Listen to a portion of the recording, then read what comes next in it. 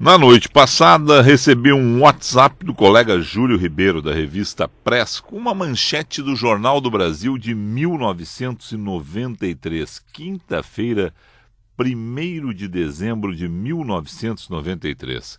CPI desvenda esquema de corrupção envolvendo empreiteiras e políticos. Era manchete do Jornal do Brasil, era manchete de diversos jornais daquele dia, né? A CPI do orçamento, realizada no Congresso Nacional, desvendou um esquema de corrupção envolvendo empreiteiros e políticos, com base em documentos recolhidos pela Polícia Federal na residência de um diretor da Odebrecht. Até hoje, a empresa age da mesma forma, diz uma matéria recente do Jornal do Brasil na internet. Na época, descobriu-se que uma holding formada por 12 construtoras comandada pela Odebrecht garantia a divisão equitativa das obras realizadas com recursos do orçamento federal entre as empreiteiras. As licitações eram fraudadas ou previamente acertadas e a vencedora repassava 36% do valor da obra à holding. Entre as empresas participantes do esquema estavam algumas das mesmas empreiteiras, cujo envolvimento na Operação Lava Jato é de conhecimento de todos: OAS, Queiroz Galvão, Andrade Gutierrez, Camargo Corrêa e a própria Odebrecht. Esse assunto não é novo para o senhor, Dr. Odacir Klein. Bom dia. Bom dia, Felipe. Tudo bem? Tudo ótimo. O senhor foi vice-presidente da CPI. Como é que o senhor acompanha, 24 anos depois, tudo isso que está sendo dado como novidade? Vocês, naquela época, já haviam denunciado os fatos? Naquela época, quando houve a divulgação desse trabalho feito pela Polícia Federal junto à Odebrecht, e que houve a montagem, que demonstrava a montagem de tudo que estava ocorrendo, na CPI nós tínhamos uma limitação. Nós estávamos examinando o fato determinado, e o fato determinado era investigar parlamentares. O senador Pedro Simon, desde aquela época, insistia: tem que haver uma CPI para os corruptores. Não se pode apenas ficar punindo quem tenha sido praticante do ato de corrupção de um lado e não haja, de outro lado, a punição do corruptor. Mas, naquela época, o que se investigou foi a ação dos parlamentares na Comissão de Orçamento. No relatório da CPI, desde logo, ficou demonstrada a participação também destas empreiteiras lideradas desde aquela época pela Odebrecht. Nós tivemos, na ocasião, algo que se repete agora: listas com alguns notórios corruptos, alguns parlamentares que na investigação estava muito claro que praticavam atos de corrupção, outras pessoas que tinham nomes em listas, por exemplo, por terem sido relatores parciais na Comissão de Orçamento e que não tinham participação, mas terminaram sendo investigados, tiveram seus sigilos bancários quebrados, alguns foram levados ao julgamento pelo próprio plenário da Câmara, alguns à época, junto com os corruptos, até punidos injustamente, e me parece que é tudo o que está ocorrendo agora.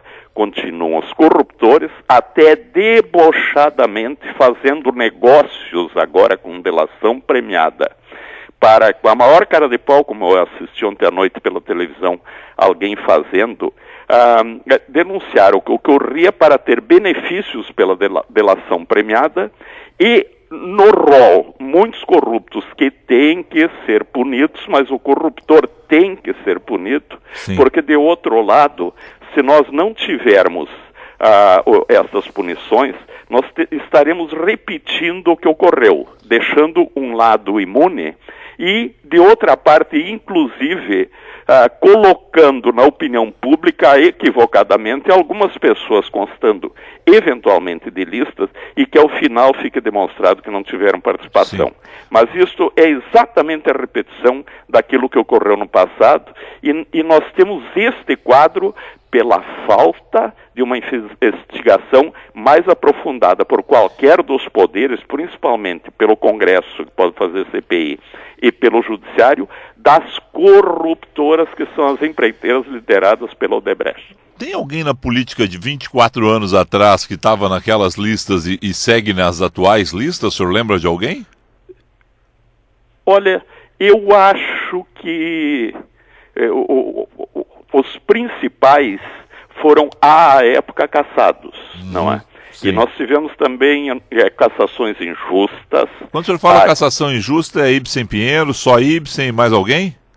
A Ibsen é um caso concreto conhecido do Rio Grande do Sul. Sim. Eu lembro muito bem do caso de um deputado federal que era do Rio Grande, um homem pobre, Valdomiro Lima, que era subrelator da Comissão de Orçamento de um dos capítulos. E, em consequência disso, ele constava num rol de nomes de pessoas na casa daquele cidadão da Odebrecht. O Valdomiro teve sigilo bancário, sigilo fiscal quebrado. Eu lembro quando ele depôs no orçamento, ao final do seu depoimento, o presidente Jarbas Passarinho diz: o senhor deveria receber um voto de louvor pela pobreza. Né? Nós tínhamos casos concretíssimos de pessoas... E mesmo assim prejudicou a carreira política dele, porque a partir dali entrou num debacle, né? É verdade.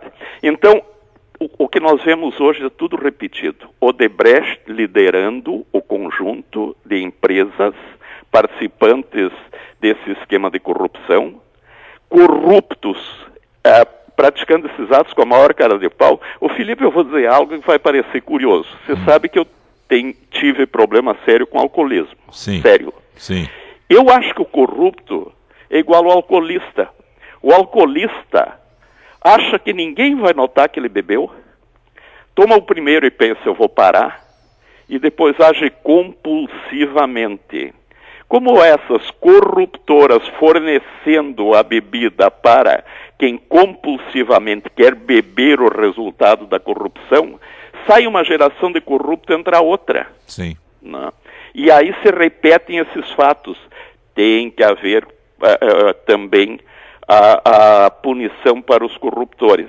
E tem que haver a consciência, eu não tenho nada com isso, eu estou há muito tempo fora da vida pública, não consto em lista nenhuma, mas quero repetir isso por uma questão de justiça. Tem que haver a consciência da população que não só por ter o nome constando de uma lista, tenha sido alguém que tenha praticado ato punível de punição. É verdade que tem que investigar. Sem investigar não vai chegar a conclusão nenhuma. Mas não pode também haver juízo precipitado. Certo. Só para começar a encaminhar essa questão assim, bom, o senhor já falou na questão Simon, né, que ele pediu, tão logo se encerrou a CPI do orçamento, a CPI dos corruptores. Não houve espaço. Por pressão das próprias empreiteiras, por falta de interesse total dos políticos corruptos no Congresso, porque não interessava naquele momento mesmo ao país. Como é que foi a pressão para não acontecer a CPI dos corruptores? Eu vou começar te respondendo pelo final. Ao país interessava. Na verdade, o assunto foi secundarizado e uma grande parcela, obviamente, no Congresso participou de atos de corrupção, em consequência do que não havia um estímulo. E alguém que fazia o que o Simon fazia, ficar insistindo, era tido por alguns setores como o Dom Quixote. Agora eu vou te relatar, para ter uma ideia de como eu vejo isso, uma conversa que eu tive com um taxista no Rio de Janeiro, uma ocasião. Eu entrei no táxi e estava vendo a notícia da prisão do Eduardo Cunha. Eu ia do aeroporto ao Jardim Botânico, onde eu tinha uma reunião.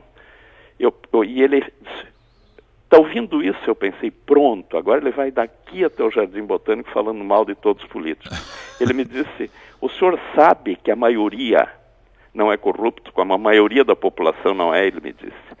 Só que o ousado e corrupto é cara de pau. O honesto não lidera ninguém. O cara de pau tem seguidores. Ele é ousado, ele bota a cara para bater. E Eduardo Cunha, por exemplo, era um caso típico disso, como outros tantos que nós conhecemos, né? Que não tem o menor problema em ficar se expondo e defendendo atos de corrupção como se fossem os paladinos da verdade. Isto tem muito peso nessas decisões no Congresso Nacional. Simon, de um lado, dizia: precisa CPI para os corruptores. Dizia: é um Dom Quixote. Do outro lado, havia os corruptos cara de pau liderando ou os fracos ou os aprendizes de corrupto. Em entrevista hoje ao jornal Estado de São Paulo, publicada hoje no Estado de São Paulo, o ex-ministro do Supremo Tribunal Federal, ex-ministro da Justiça, Célio Borja, está fazendo um alerta no mesmo caminho seu, né, para os riscos de as delações da Odebrecht serem tomadas como verdade absoluta, antes que as investigações prossigam. A generalização é a salvação dos canalhas. Essa é verdade, é verdade. É a frase que usa, inclusive, no título aqui, diz Borja em entrevista ao Estadão. Para ele, esse clima de descrença em torno da política pode levar ao autoritarismo. Essa confusão entre quem é sério e quem não é ajuda a inventar salvadores da pátria. Nós só temos hoje esta situação de denúncia, de notícia, porque nós vivemos democracia, com imprensa livre, com um parlamento com todos os seus defeitos, inclusive prática de corrupção, mas com possibilidade de investigação, com o judiciário, Polícia Federal, com possibilidade de cumprimento das suas tarefas, e nós temos as prisões que nós estamos assistindo de figuras que pareciam donos da República. Então, na verdade, nós não podemos concorrer para que haja um descrédito geral do processo democrático. O processo democrático é ensejador da possibilidade de punição após a investigação e de correção de rumos. Fora do processo democrático, quem me garante que durante o regime autoritário não ocorria tudo isso? Né? Só que de outras formas, com outras figuras e com o judiciário podendo ter seus integrantes expurgados, com o legislativo podendo ter seus integrantes sumariamente cassados, o que correspondia, inclusive, ao denunciante poder ser cassado e o denunciado ser protegido. Então, a preservação da imagem da democracia, da importância da purificação do processo político é fundamental. Bom, só para fechar uma questão que ele fala em autoritarismo, Célio Borja, e no Jornal do Brasil, nessa edição que o Júlio Ribeiro me mandou aqui, a capa aí, inclusive está publicada essa capa também na internet, no Jornal do Brasil. Antes de divulgar a existência dos documentos que comprometem as empreiteiras, a CPI do Orçamento consultou o presidente Itamar Franco e os ministros militares. O que se fala de hoje de autoritarismo, naquele momento vocês também tinham receio, medo, né, de alguma situação mais grave em função do teor das denúncias e foram consultar os militares? Não, com Itamar Franco não havia nenhum receio, pelo contrário, havia diálogo. Sim. Eu entendo, e muitos poderão discordar, tem outra imagem do Itamar, que o Itamar foi o melhor presidente da República do Brasil com quem eu convivi. Nós tivemos no período Itamar revisão constitucional. A Constituição previa que tantos anos depois haveria uma revisão. O Itamar não tentou influir no Congresso em nada. No período do Itamar não houve nenhum dando que se recebe. O Itamar facilitou todos os dados da Receita, da Fazenda, para que nós pudéssemos atuar. E nós tínhamos diálogo constante com o presidente Itamar Franco, que agia com a maior seriedade. Eu não lembro desse contato com os ministros militares, mas se houve até de uma forma natural. O presidente da CPI era o senador Jarbas Passarinho, que Sim. Nós sabemos que tinha origem na área militar e um diálogo com os militares. Na verdade, foi natural o contato com o presidente Itamar, que sem influir na CPI, sem influência de um poder no outro, ajudou em tudo. E de formas a que nós tivéssemos todas as condições de investigar. Eu tenho pela memória de Itamar Franco o maior respeito, Sim. Porque se tratou de um homem que alguns de vez em quando diziam, é um maluco.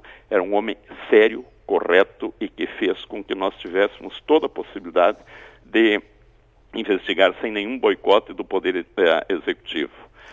Quanto aos militares, é muito possível, eu não recordo, que tenha sido uma ação natural do presidente da CPI, senador Jarbas Passarinho. Sim. Bom, só para fechar, CPI desvendou o esquema de corrupção lá em 93, envolvendo empreiteiras e políticos, não tivemos a CPI dos corruptores e tivemos poucas punições na justiça. O senhor acredita que dessa vez vai mudar a situação, a cobrança, a população está mais atenta a esta CPI que esteve lá atrás, a CPI que o senhor participou como vice-presidente? O que o senhor acredita que vai acontecer a partir de agora, né, em termos de Brasil? Naquela ocasião nós tivemos CPI que resultou em punições na área parlamentar, e algumas até injustas. Umas altamente justas e algumas injustas, e algumas acerto de contas. O ex-presidente da Câmara, Ibsen Pinheiro, por exemplo, tinha presidido a aceitação do impeachment do então presidente Collor. Ele tinha alguns inimigos naturais em função daquela sua atuação. Do outro lado, o PT, que no caso de Collor era aliado, no caso específico da CPI do orçamento, queria demonstrar que era um conjunto de pessoas puras e imaculadas em consequência do que votava a favor de todas as cassações. Aí nós tivemos na área parlamentar algumas cassações cujo resultado foi totalmente decorrente de posicionamento político ou acerto de conta, mas muitas punições, mas ficou na área parlamentar. Não houve o desdobramento junto ao Poder Judiciário.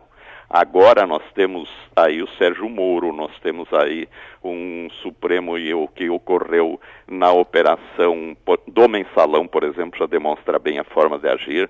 Nós hoje temos presidentes de poderes saindo da cadeira presidencial para a cadeia, o que me parece que esse processo democrático avançou, que não pode continuar uma ramificação da corrupção junto às empreiteiras, tendo como raiz maior uma empreiteira, como é o caso da Odebrecht, que desde aquela época, e o seu presidente diz que desde antes, desde a época do regime militar, vinha atuando. Odacir Klein, obrigado ao senhor aí, né, por recordar fatos, por lembrar um momento semelhante que o país viveu, né, há 24 anos. A gente espera que realmente tenhamos mais punições, né, e que haja uma mudança do sistema, e principalmente da relação das empreiteiras com os governos, né. Mas, sinceramente, conhecendo o Brasil, a gente é um pouco descrente nisso tudo também, né? Mas nós avançamos muito. Agora, quanto à punição, eu espero punição de todos os que devem ser punidos, e punidos exemplarmente, e espero que alguns não fiquem torcendo por punições de quem fique demonstrado que não deve ser punido. Obrigado ao senhor, um excelente dia de trabalho. Obrigado, igualmente. Conversei com o Odacir Klein, ex-vice-presidente da CPI, que lá em 93 já desvendava esquemas de corrupção envolvendo empreiteiras e políticos, né? E é importante a gente lembrar exatamente esses fatos para hoje poder analisar tudo o que está acontecendo, tudo que deixou de acontecer, né, nesse país ao longo desses anos. Nós vamos a um rápido intervalo comercial, na sequência tem mais participação dos ouvintes, tem também as informações da reportagem Guaíba.